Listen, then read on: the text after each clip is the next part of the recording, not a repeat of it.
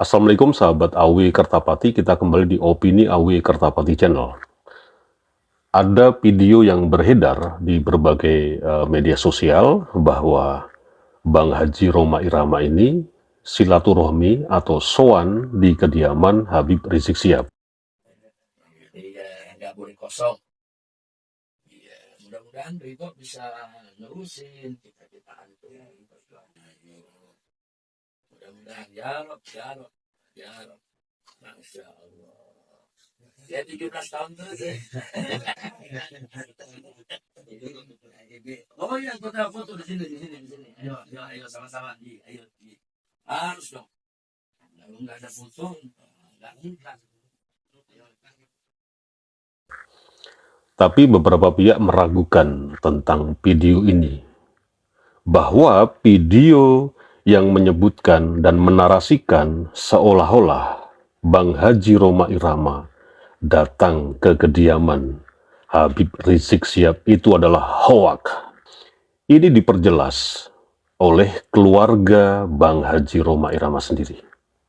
Apalagi dari Bang Haji Rhoma Irama sendiri, bahwa tidak pernah saat ini, kurang lebih 3 bulan ini, yang kemarin sudah mengundang di podcastnya Bisikan Roma, mengundang Kiai Haji Maduddin, mengundang Dr. Manekem Ali, mengundang Dr. Sugeng Sugiarto, dan hari Senin kemarin itu mengundang Kiai Sarip Rahmat.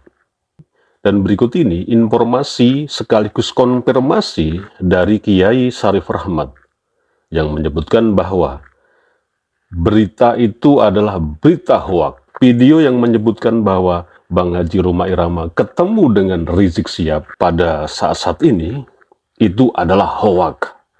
Dan berikut konfirmasi sekaligus klarifikasi dari Kiai Sarif Rahmat yang kemarin hari Senin diundang juga di podcast Bisikan Roma. Kita simak. Pak Kiai, tadi itu saya melihat ada video di beberapa media sosial itu ada pertemuan antara Bang Haji Rhoma Irama dengan Habib Rizik Syihab. Nah, itu pertemuan yang terbaru atau bagaimana Pak Kiai? Karena kan kemarin jenengan juga diundang juga kan di podcast beliau itu hari Senin kemarin. Ini kok yang terjadi gimana Pak Kiai? Saya sudah cek dan klarifikasi dengan keluarga beliau bahwa video tersebut itu sudah lama. Jadi bukan video tahun-tahun ini, lebih tepatnya adalah video pada waktu Habib Rizik baru pulang dari Saudi. Oh, begitu ya. Jadi bukan video baru ini ya? Bukan, jadi Bang Roma kan kita tahu seorang tokoh yang memang gemar silaturahim. Betul. Kalau ada orang yang dapat musibah, beliau pasti terdepan untuk bertemu. Sehingga ketika ada tokoh ulama siapapun juga, teman-temannya artis-artis yang sedang berduka, biasanya beliau orang pertama yang datang. Misalnya dulu ada Haji Rizwan, pemain keyboard soneta, itu di Depok, berpulang. Orang lain belum datang, beliau sudah langsung muncul ke sana. Cepat sekali. Nah, itu jadi kita melihatnya bahwa itu memang salah satu kemuliaan beliau. Allah berikan hati yang lunak, hati yang mudah prihatin dengan saudara-saudaranya. Nah, ketika Habib Rizik pulang dari Saudi, beliau mendengar itu, dia tentu saja sebagai sesama Muslim yang juga dekat, langsung meluncur untuk bertemu dengan beliau. Jadi bukan pada saat-saat ini di mana sudah ada polemik nasab antara habaib dengan ulama-ulama di bumi, bukan. Jadi itu sudah lama lah. Oke. Oh, setelah Habib Rizik dari Arab ada kasus itu ya? Setelah itu muncul kasus itu ya? Ya, setelah pulang dari Saudi kan beliau lama di sana sekitar 3 tahun. Ya. Kemudian pulang, ya tentu Bang Roma datang untuk menjumpai beliau. Selamat datang kembali lah itu kira-kira. Oke.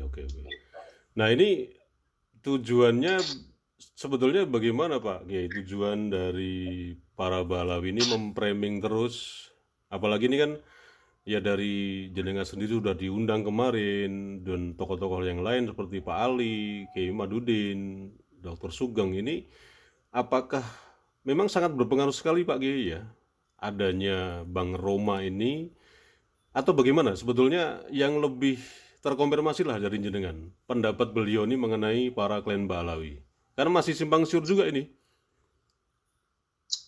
Iya, saya ngobrol dengan beliau cukup lama, berapa kali bertemu. Beliau adalah orang yang cinta ilmu, Ya, dan di saat-saat beliau cinta silaturahim. Jadi pada kesimpulannya beliau adalah uh, mau mengkaji, oke, oke, tidak menyimpulkan, tapi mau mengkaji. ya, ya, ya, Bahwa sampai hari ini tesis Kiai Imad dan teman-teman sekalian belum ada sanggahan dan dianggap sebagai sebuah kebenaran, beliau akan terus mengikuti, tapi juga terus mencari titik temunya. oke, oke. Makanya beliau mengundang Robito Alawiyah. Oh, jadi mengundang Robi Dawalawiyah ya? Tapi dari Habib Taufik Assegaf tidak berkenan datang. Sudah terkonfirmasi Pak Kiai dari RA itu? Sudah ada kabar beliau tidak berkenan datang. Jadi bagi Bang Roma, saya ingin bahwa bisikan Roma ini menjadi media silaturahim untuk mempertemukan dua kelompok yang berbeda pendapat. Saya tidak menyebut bertikai. Iya, Dan iya. itu niatan mulia. Kan itu harapan kita dari dulu kan. Betul, betul, betul, betul. Kita minta ke Majelis Ulama, juga Majelis Ulama kelihatannya budak gitu kan. Kita minta ke PBNU juga orang kelu. Orang Bukan kelu. budak ya, orang kelu. Kan sudah sepuh mungkin ya, orang kelu. Tampil mewakili perasaan umat tentang kegelisahan ini. Nah, jadi apa yang dia lakukan itu luar biasa. Sebuah keberanian ketika institusi yang selama ini diulukan menjadi elu, sekarang kan bukan diulukan. Sekarang kan dibilang kan kayak mungkin elu bagaimana? Bukan diulukan lagi sekarang. Iya. Lumpuh lah, ya kan? Nah, itu diam. Betul. Demikian juga PBNU yang selama ini warganya sebagai orang-orang yang dekat dengan para habaib dan berbeda dengan yang lain. Diam. Nah, Bang Roma tampil itu. Jadi beliau tidak akan pernah berhenti untuk melakukan yang terbaik menurut pertimbangan beliau, bahwa ini harus diselesaikan segera. Apapun hasilnya kita harus tawakal, kita harus legowo. Iya. Kita dari awalnya satu dan bersatu, kita bersama walaupun tidak sama. Betul. Nah, ketika terjadi perbedaan pendapat itu kita diskusikan secara terbuka dan ditonton banyak orang. Nanti orang menilai sendiri mana yang jujur, mana yang tidak. Iya. Bahkan beliau ingin bertemu kalau bisa. Jadi beliau netral bahwa walaupun beliau sendiri adalah masih terah dari Sultan Hasanuddin yang otomatis terah dari Sunan Gunung Jati kan. Iya. Nah, Oke. yang selama ini menjadi dalam tanda petik ya korban lah dalam tanda petik ya.